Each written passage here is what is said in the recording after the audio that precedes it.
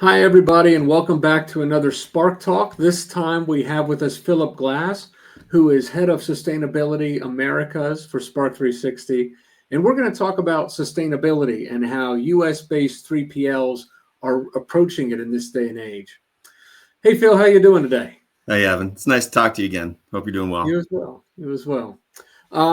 Well, like we said, we're going to be talking about sustainability as it applies to US-based 3PLs. And why don't you give us a little primer? How are companies in the US impacted maybe a little bit differently than companies in the EU when it comes to sustainability regulations or requirements? Yeah, that's a really good question because we see demand in different ways depending on the geography of the country or company. So if you're a European company, your motivators for sustainability program is more regulatory, and that's prescribed by the EU government.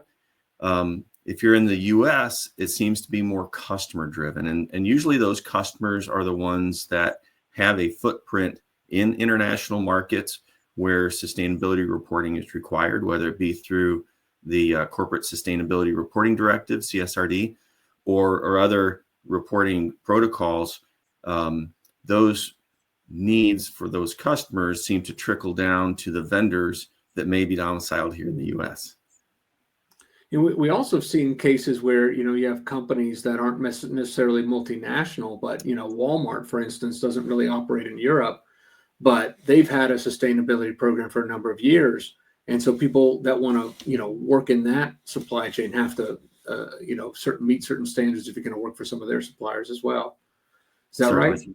Certainly, companies like Amazon have more international footprint, but to your point, domestic companies that care about their sustainability impressions on their customers certainly make that a value, an internal core value of their company, and those core values trickle down to their vendors. That's right. Great. Now, Phil, we're recording this, and it's early, 2025. In fact, we're recording this on January 24th, and there's a new administration in the U.S. government now, Yeah. And a lot of people, at least, we were at some of the similar events last year. A lot of people were talking about, with the election in November, maybe things are going to change in sustainability.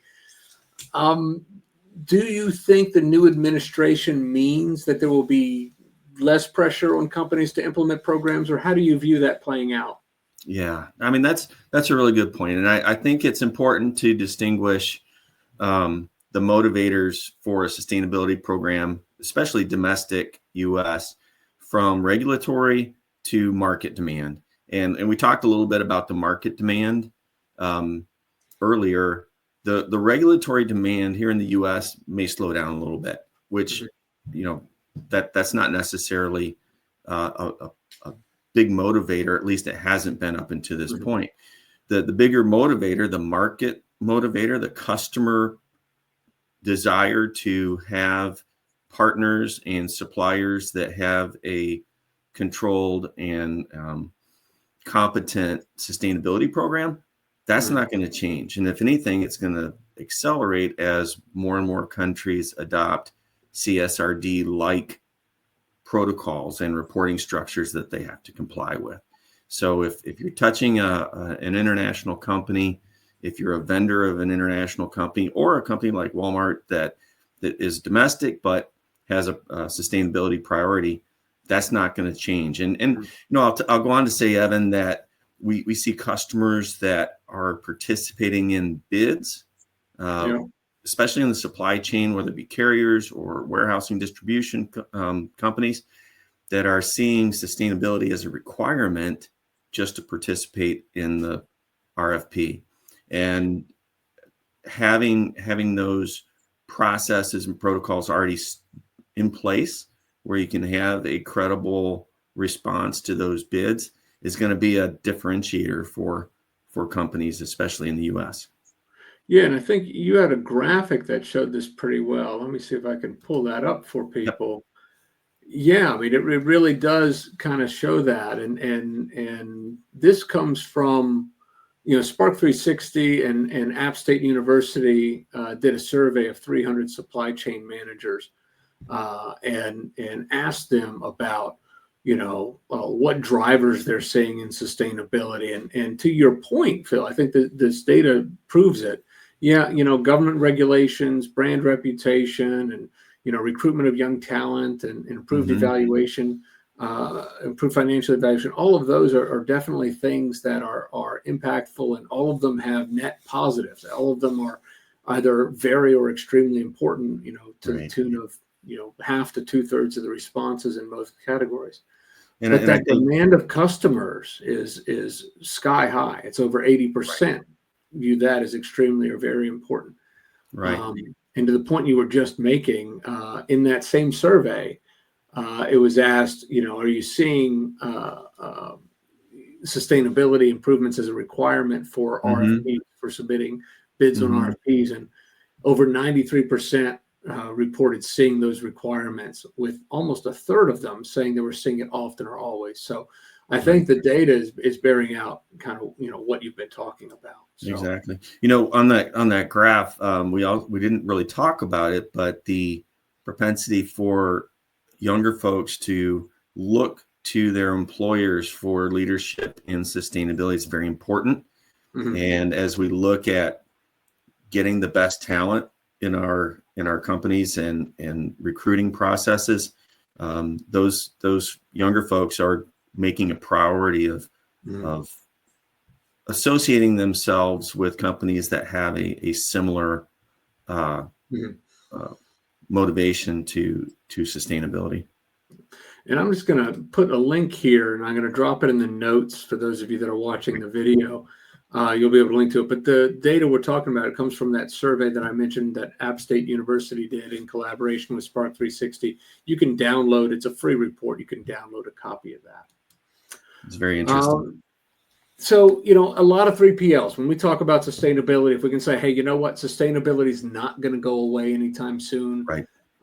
We've been through multiple presidential administrations, since sustainability became a thing. And it'll be here, before one administration and after the same. So if we accept that sustainability is a growing influence on how we operate as 3PLs, I don't know about you, but when I have conversations with people, a lot of times when we talk about sustainability, they think immediately, EV fleets. They're thinking electric trucks. They're thinking, maybe an electric forklift, but they're thinking things with 4 wheels or more that have a battery in them somewhere. Right. So, help me understand and maybe discuss with our audience a bit. What are you talking about in terms of other things company to try first? What are things that are less in terms of CapEx, but still yield sustainability points with customers? Give us some examples of that. Well, you're exactly right, Evan. And I think the environmental portion of sustainability gets the most PR. Electric vehicles and that sort of thing are talked about a lot in media. So I think that's a natural thing for people to kind of gravitate toward when they think about sustainability. But I think it's important to recognize that sustainability is more than just environment. That's an important part of it. And different low emissions equipment is an important part of environmental sustainability. But when you think about sustainability, it has to include labor and human rights, ethics, sustainable procurement, as well as environment. And those 4 factors, when you look at sustainability certification processes like EcoVadis or some protocols like that, where they're certifying companies to demonstrate that they have an auditable process for measuring their sustainability, setting goals and measuring to those goals. Those are the 4 areas that they focus on: environment, labor and human rights, ethics, and sustainable procurement. And so when you think of it in that sense, electric vehicles is just a small portion of the overall equation. Great. So Give me some examples. Give me some, like, what are things that if I'm a 3PL, right? If I'm an operator with a couple warehouses maybe, Yeah. and whether I have some assets, some trucks or not, Mm-hmm. what are some things that other than EVs that I should be looking at? Some things that would allow me maybe to get some quick wins. I know you recently wrote an article on these, Mm-hmm. on how 3PLs can measure and do some things that Right. don't require a large capex. So for those of us struggling to get going with a sustainability program, where can I start? I think, Evan, the best place to start is all the great things that are already being done. Really? Things you don't have to change processes necessarily you have to start measuring it and start Oh, reporting okay. it. That's the trick. And so a lot of companies, day in and day out, they're trying to optimize their operation. They're trying to reduce miles. They're Mhm. trying to optimize their labor. Um, all those things, doing great things, but it's not being measured. So typically, when you see optimization initiatives, whether it be um, trying to minimize the routes or uh, order aggregation or any of these initiatives that historically had been done to save cost and improve service to the customer, those things have an environmental impact as well. And so take credit for what you're already doing, I think, is one of the first places to start. And being able to establish a baseline, being able to measure in a credible, auditable way what you're already doing is a great place to start. I think the next step would be look at where some of the gaps are in your current sustainability program. And Mhm. when I say gaps, what can you be doing? Do you have a reporting process for um, sustainable procurement? When you work with your vendors, with your carriers, um, are you giving them the same expectations that you have for yourself for a sustainability process, right? When you contract with those carriers, when you contract with those vendors. So there's different things that you can do just to fill those gaps in the sustainability process to, again, make that a credible and reportable way. Okay. Um, So, as far as specific initiatives, if you're in a warehousing environment, some I would say low hanging fruit would be potentially electric forklifts or LED lighting with motion sensors to reduce the consumable electric. Companies are even installing solar panels and looking at the sourcing of their electric power and seeing what alternatives are out there. Some municipalities have green alternatives for their power sourcing. So there's things you can do just from a infrastructure standpoint, mhm. and that you can do in addition to the things you mentioned earlier, the electric vehicles or the Yeah. electric yard switcher or some of those things, high investment items. There's some lower entry point Right. to And sustainability processes that you right. can get into. And it doesn't take long to see the payback period on Right. LED lights and on motion sensors and things of that nature.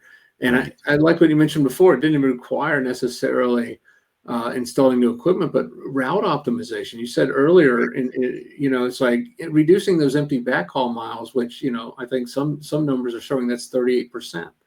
So Right. if you can bring that number down, that saves you money. Hmm. And it counts as reducing greenhouse gases. So it Right. reduces your cost and your greenhouse gas footprint. So, Right. Just take that, credit for the work you're doing, right? And yeah, yeah. Now, good help me initiative. understand it. And you say, credible, auditable. Sure. This isn't back of a napkin. This isn't a post-it note. This isn't Yeah. Microsoft Excel. What do you mean by creditable and auditable? So if you look at a reporting process, we're getting away from filling out an Excel spreadsheet and calling that a creditable report. So having a systemic reporting process where there's not opportunity for uh, manipulating numbers or human error in input processes, but having a definable process where it can be replicatable and auditable is really where certification processes are focusing on setting goals, setting the baseline, defining the baseline, and being able to report in an auditable, replicatable way on what the results are. And to do that on a regular basis. It's not just a one and done, right? It's measuring the performance to goals, and then resetting the goals, right? And raising the bar and challenge yourself to be better. Excellent. Now this kind of goes in line with my next question, Phil. Okay. Which is, we hear a lot of talk about EcoVadis. We hear a lot of talk about that, and I understand that also requires some level of they don't want you to send them an Excel spreadsheet, right? That has to be some sort of system. Yeah. Is there a trick to getting started in the EcoVadis process? Is there some magical process to help you get a better score, at least have a better chance at it? Yeah. I think there is. I think having a better understanding of what the requirements are before you start. And I will tell you, we're an EcoVadis, SPARQ360's EcoVadis certified training partner. And one of the reoccurring themes we see with customers is get your processes in place long before you decide to submit your application for certification, because those processes need to be proven out and exercised before they are evaluated, and creating a process just to appease the certification process is not viewed well, right? So have processes in place and functional at least 2 to 3 months before you even submit your application. Okay. See, that's sometimes I wasn't aware of that. That's interesting. Yeah, and sometimes that means defining what you want to do and getting your reporting process set up 6 months ahead of time, because it takes a while to define all the data sources and the tools to create that auditable reporting process, right? So you may have to, give yourself 6 months before you want to submit your EcoVadis certification application, so that you have your processes and your reporting results in place at least a couple of months before your submission. Now, I know you recently wrote an article that covered some of the topics we've talked about today, and I'm going to put a link down there for people to grab. But is there anything else people should be aware of when they're considering starting a sustainability program at their 3PL? Yeah, I think Evan, making sure that everyone is involved. When I say everyone, sustainability is a multidisciplinary process. You need finance involved. You need HR involved, in addition to operations and distribution and management. Although it's a management-driven initiative, sustainability really needs to be a cultural change. So educating your staff and your employees on the initiatives, what the priorities are for the company, what the initiatives are, and that constant communication. Just sending out an email to the employees saying, hey, we're starting a sustainability program, and leaving it at that, we'll have predictable results, right? You're not going to get buy-in from the employees because they don't see anything. But if you have a regular quarterly newsletter that says, this week or this month or this quarter in sustainability, here's what we've been doing, and here's what our plans are, and here's how it's important to you, and here's how you can be involved as the rank and file employee. Those are all things that are very important, and go back to the EcoVadis certification processes when you talk about ethics and labor and human rights, and getting the employees involved in your sustainability programs. I think one of the things that kind of underpins what you're just saying is, we see a lot of times people who are frustrated with their lack of return or the lack of payback, both literal and figurative, in their sustainability programs. And that comes a lot from the, random acts of sustainability, as I call them. Mm-hmm. Hey, this is a good idea. Let's try that. This is a good idea. Let's try that. But what you're saying is, if you have everybody involved and you ingrain that in your business strategy as a whole, Right. then you're more likely to see returns because you're addressing it strategically with a plan, Right. and rather than just doing one quick project and hoping it pans out at a time and then getting frustrated when it didn't.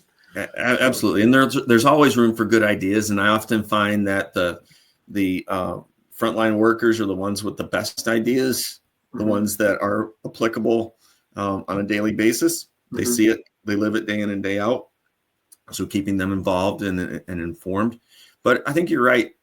Having a structured process, the shotgun approach to sustainability is probably not as effective as identifying the opportunities, prioritizing the opportunities both by impact and cost, right? Is this going to be a big impact or no impact? Is it going to be high cost, low cost? And doing that impact analysis up front, prioritizing the initiatives, and then implementing the initiatives with the measurement tools that we talked about earlier. Well, I couldn't agree more, and I appreciate you for your time today and your insights. It's been fun. I'm going to ask you if you could just let people know, how can they get a hold of you? Sure. You can always email me. If you put my email address up, that'd be great.